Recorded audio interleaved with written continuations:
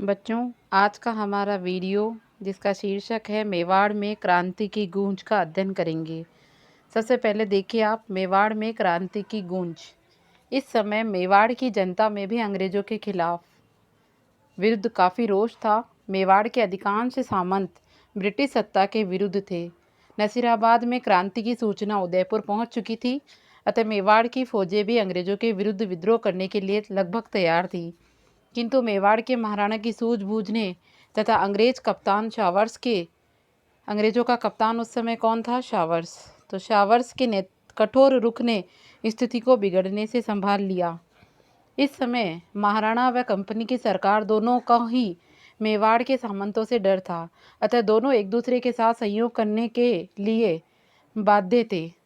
Agent to the governor general AGG के निर्देश पर मेवाड़ के महाराणा, उस समय मेवाड़ के महाराणा कौन थे? स्वरूप सिंह।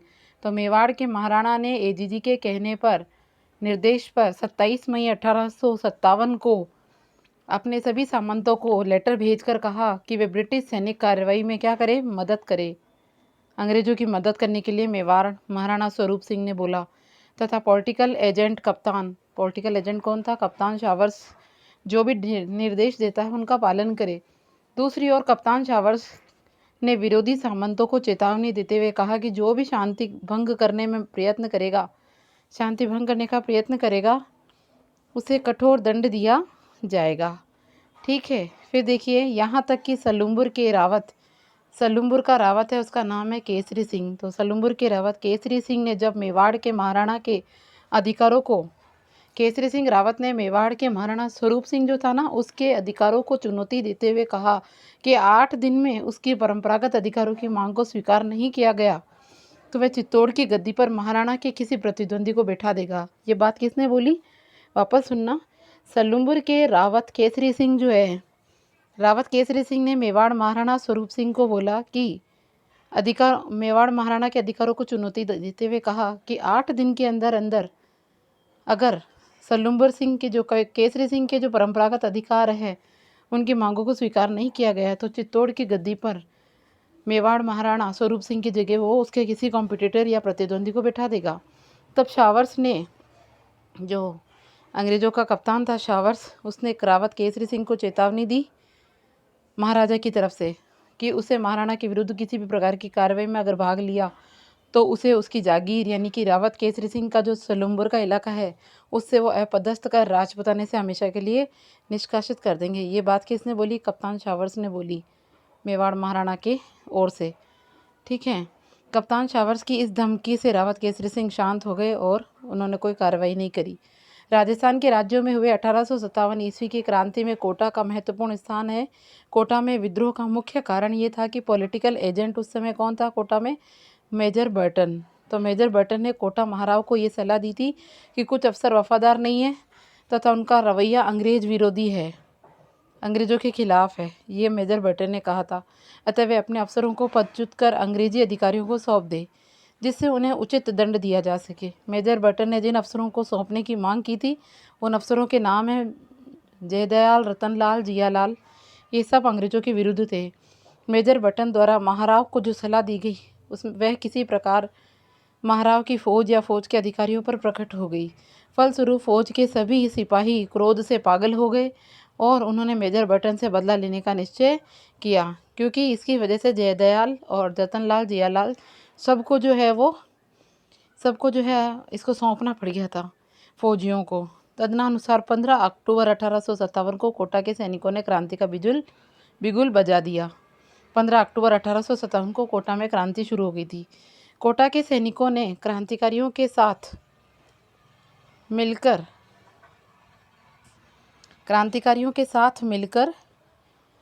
रेजिडेंसी को घेर लिया और उसमें आग लगा दी थी। क्रांतिकारियों ने मेजर बर्टन की और उसके दोनों पुत्रों की हत्या कर दी। क्रांतिकारियों ने शहर में जुलूस निकाला और महाराव के महल को घेर लिया। महाराव अपने महल में एक प्रकार से कैद हो गए। फिर क्रांतिकारियों ने महाराव को एक संधि पत्र पर हस्ताक्षर करने के लिए विवश किया। उस संधि पत्र में करीब 9 शर्तें थी, उनका पालन करना जरूरी था। इनमें से एक शर्त ये थी कि मेजर बर्टन और उसके पुत्रों की हत्या स्वयं महाराव के आदेश से की गई। ठीक है। उसके बाद महाराव को क्रांतिकारियों की इच्छा अनुसार व्यवहार करने के लिए तब विवश होना पड़ा जब तक कि करौली से उनको सहायक सैनिक सहायता प्राप्त नहीं हो पाई। व्यवहार करने के लिए महाराव को क्रांतिकारियों के इच्छा अनुसार व्यवहार करने के लिए तब तक विवश होना पड़ा जब तक कि उनको कोई मदद नहीं मिल जाए। क्रांतिकारियों का कोटा शहर पर लगभग 6 महीने तक अधिकार रहा।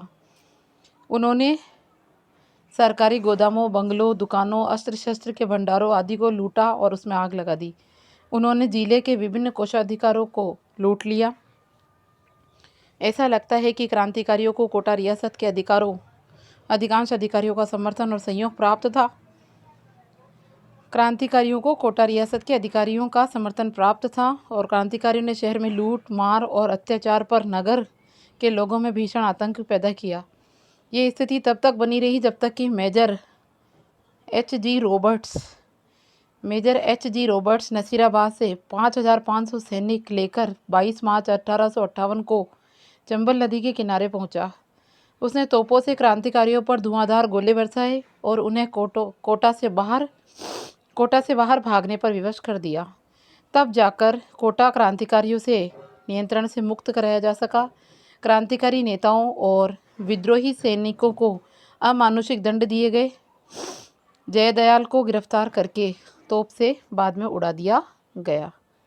ठीक है, इस प्रकार कोटा और मेवाड़ के अंदर जो है शासन किस प्रकार चलाया गया, क्रांति के दौरान क्या अंग्रेजों के साथ किस प्रकार का महाराजा द्वारा सहयोग प्राप्त था और किस प्रकार क्रांतिकारियों ने इन महाराजाओं को झुकाया, इसके बारे में आपने अध्ययन किया।